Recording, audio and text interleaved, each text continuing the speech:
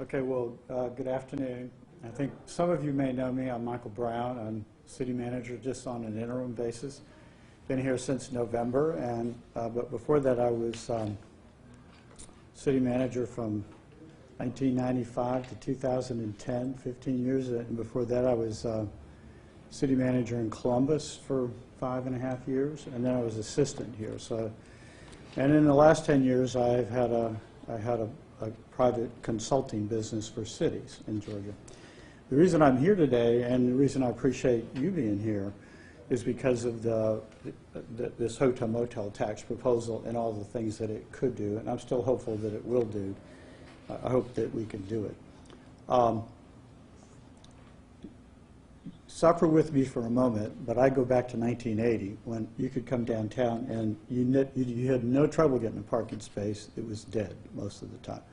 And with partners, and that would be private sector and at that time the Convention and Visitors Bureau, a lot of other agencies worked with us to develop a sector now that's one of the most important in Savannah.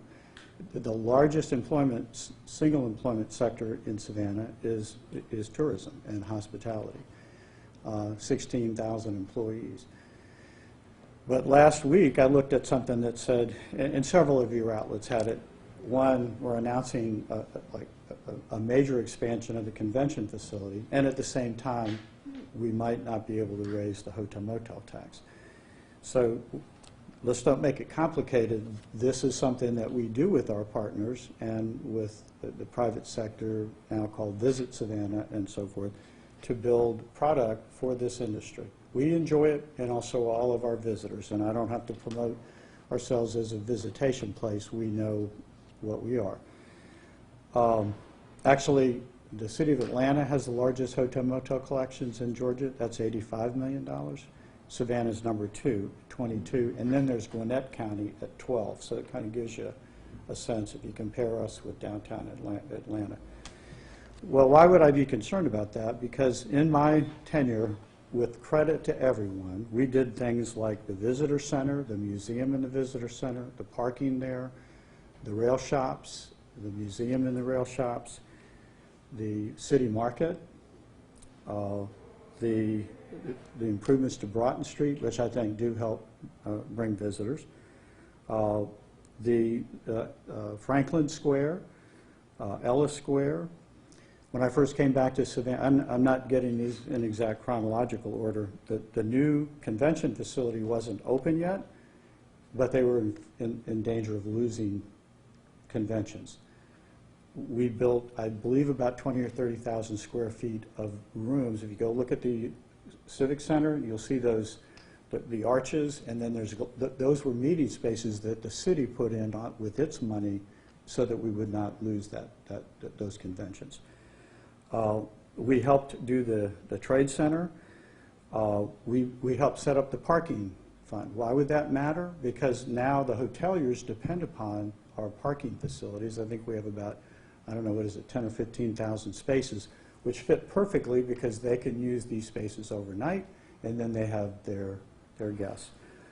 I was here when we did, as assistant, when we did the first Riverwalk extension to the Marriott, and then we prepared the way for the next Riverwalk extension to Eastern Wharf. When the Trade Center needed a transportation system, we helped to set it up. I'm not going to go on and on. You can see that we've done things to make this sector work. Now we're on the edge of making it grow again. I came right after Rusakis Plaza was built. It's now 50 years old. What do we do to make it modern? So what I'm hoping is that we can focus on this as a partnership, a difficult one, because we have to have city council, we have to have the delegation, the legislative delegation, we have to have the tourism sector, we have to have Visit Savannah, we have to get everybody pretty much on board, and at the moment they're not. So we had members of council who voted for it.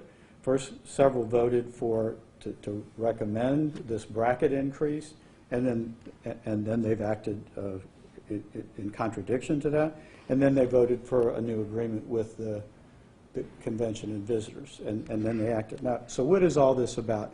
Everyone in Georgia, pretty much, even very small jurisdictions, have hotel-motel taxes, and you can almost say for sure these are visitors, because after 30 days, then the tax goes away for them, because then they're considered to be beyond a visitor. So all we were doing is going from a 6% tax rate to 8%, and still doing that same business, promoting, which is what Visit Savannah does along with the convention facilities, and then to help build facilities. So what we proposed was the hoteliers and the industry, they wanted to see River Street get redone. It's 50 or 60 years old. We wanted to have connectivity to West Savannah. Now, I can say this as manager, I wasn't the lone voice, but I wanted to see the arena go to West Savannah because it's close to downtown, and then it would help us develop our neighborhoods. What better thing to do than to connect West Savannah directly to downtown and provide jobs, to West Savannah. So what this is about now is to try to keep these actors, the legislature and so forth, together. It's really about us being able to have a partnership like this, not a unanimous partnership, but one with integrity and consistency to get this kind of job done. So what I've done for you is to show you a packet of what was in there. So it would raise about $4 million, I guess, give or take. And then what would we do with that? Visit Savannah would get more marketing money, and then the convention facility. And then the city would get the same amount that goes to its general fund. That's who maintains the squares and does all the flowers. The biggest difference would be to do about a $60 million bond using that revenue to pay for the interest and principal.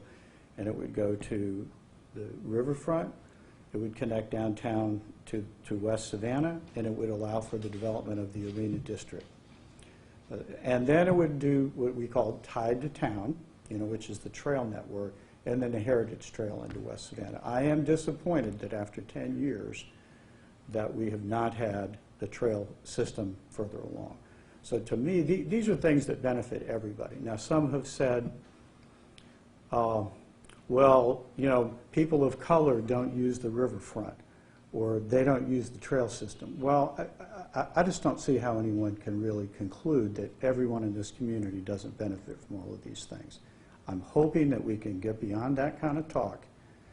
We can get beyond gloating over something that might not make it and get towards the kinds of things that we can show you have already been done here.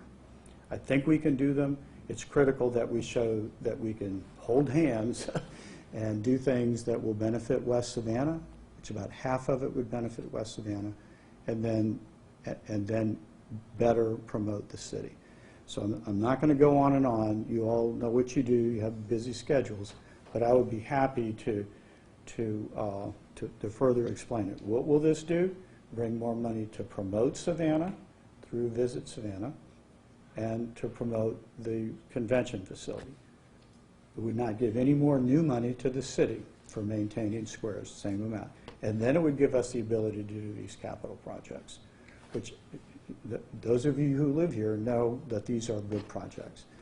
And then finally, I'm just hopeful that this council, with all of them, can do a better job of working together. When you have a vote, then you should stick with it.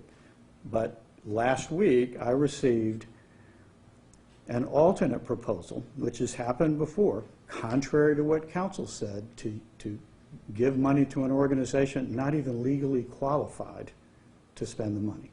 And the assertion was made, if you as manager don't support this alternate proposal, despite what council voted, well then we're going to go work to try to kill it. That's not how we should be running the government in Savannah. It's not how we have run it. You would not have seen the things I just listed if that's how we had made our decision. So my concern is going forward to get these needed projects done, and then to build a relationship amongst our elected officials to build this partnership with the private sector, Visit Savannah, the people that we have always partnered with to build these kinds of facilities. So enough of that. I don't want to make it too complicated. It's about promoting, and then it's about the facilities that bring visitors. Okay? So what you have is you have what was on the council agenda. That if you stick with that, you're safe. There were two items. One was the first item is when council essentially requested or petitioned the legislative delegation to raise, not the tax, but to raise the bracket, and then we would have to raise the tax from 6 cents to 8. And then the second was to renew the agreement with Visit Savannah. Now, why was that necessary? Because you have to have a legal relationship with, I guess it's called a 501c6. The statute says you can only spend your promotion money with those kinds of organizations. Yet I was presented with somebody who didn't even meet that qualification, and for them to go get money. So you have that proposal in there. And you'll also see, like, how can you say that, like Forsyth Park is there to promote, the black community? All of the package that council approved was to promote the whole community, but above all, and in my view, to help West Savannah. That's what I was trying to do at the same time. So enough of that.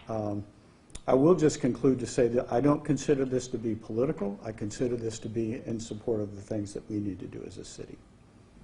Okay? There you have it. Any questions? So what's the next step with this?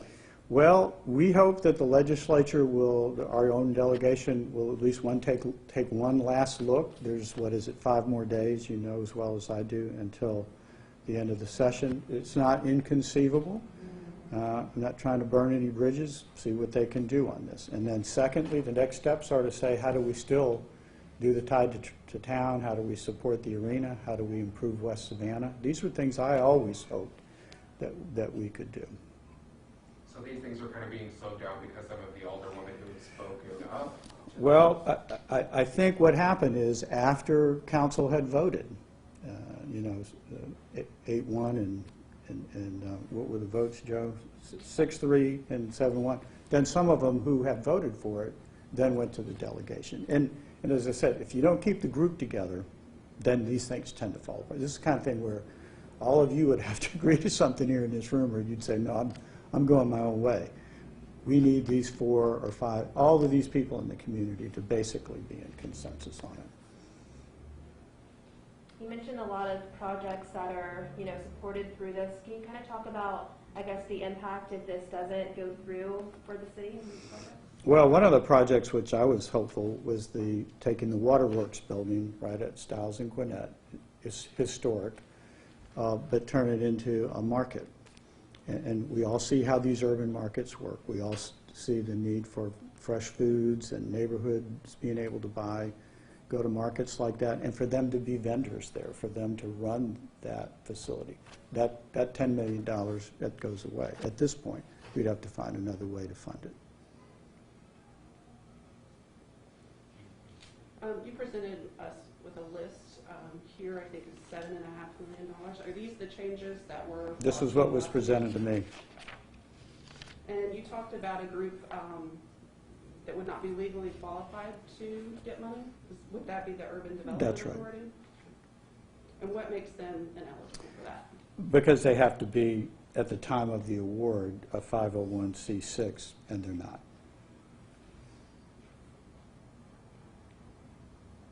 I'm not saying they couldn't become one. They're not now, and we're up against a week to go. Can you kind of explain again who, like you said, there were a group of people who went to the delegation, what they were concerned about the money going to certain communities, or? I think that they believe, and I agree with them on their goal of increasing economic equity in this city. It's got to get addressed. I firmly believe in that. The question is, do you move from advocacy to accomplishment? And that's the debate. It's a legitimate debate. But we have a package of improvements that are now. So we have members of council. All members can express themselves. It's my job to try to get things funded and get them done. So I'm just saying what we are failing at now is enough consensus to go get things that the consensus had agreed to do. So some of these things that are being brought up now could have been brought up during that meeting, and then you guys could have all voted for that then? I wasn't here last year, but there was the same thing almost, but essentially happened last year, and then the consensus fell apart. or it wasn't achieved, and now we're back at the same point. So I'm not disagreeing with the intent, which is to get equity and economic equity to this city. That's probably poverty and inequity, along with violence, are top issues. There's no doubt about it. The question is, how do we get there? And how do we get there as quickly as possible, instead of killing this for a year or two, or maybe indefinitely, because now our partners are beginning to question our ability to make a partnership. So I know something that the delegation had said, I think it was Representative Ron Stevens had said one of the reasons this was tabled was because some of the hotels or whoever it was had expressed that they wanted to put it on pause, wait till maybe next year because of the economy. So can you kind of talk on that a little? That was an issue with the delegation and some of the hoteliers, and that was why we were to defer it at least until January 1 of 22, which could even be later, depending upon the economy. And there wasn't unanimity amongst them, but we had a group of them that actually voted, and I think the vote was like, 15-5 or something. So then the question is, well, was that a consensus among their group? So you had people on that group who were willing to pull the consensus apart. I don't disrespect their feelings. Every part of these groups can be against something. But if we're going to do the kind of things we've done historically, then we have to have a consensus, and we don't have that right now. What worries you the most about this? I know you mentioned earlier about not everybody being on board at this point. Is that the biggest obstacle that you guys face at this point? I think that is my worry. Can we make partnerships going forward? Let's have that debate about equity. Let's have that debate about, are we making enough advancement? I mean, for example, are the hoteliers doing right by their employees? Those are valid points to make. But now we have a thing that we can do right now that will show the kind of thing we did in the past. Do we still have that capacity? That's my biggest worry. Have you spoken to Ron Stevens or any member of the delegation this week? I know they're in their final stretch, and you're still hopeful. Any word from them? Not today. I think Joe has, and we'll just say that he's done it. I've been to Atlanta twice in the last 3 weeks. It's a COVID environment, so it's not the normal, Capitol routine. But the mayor's been there. I've been there.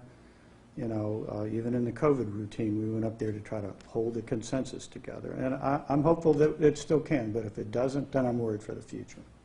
How much does that hinder this process? We understand that Savannah Chatham Day obviously was affected by this with COVID. How much did that affect this process? I have to believe that it has a lot. And I don't put that as the primary reason, but certainly the inability for people to be together and to just talk or do normal things, that's hindered it. But that doesn't mean we still have to have the ability to work through tough times. I mean, the economy tanked in 2007 and 8. Yet somehow or another the city held it together and went to the next phase. In fact, there are those who argue this is the time to get ready for this next wave. Savannah needs additional tourism product. We need to market to black tourists around the country. And here we need to find ways for small businesses that are involved in tourism for them to grow.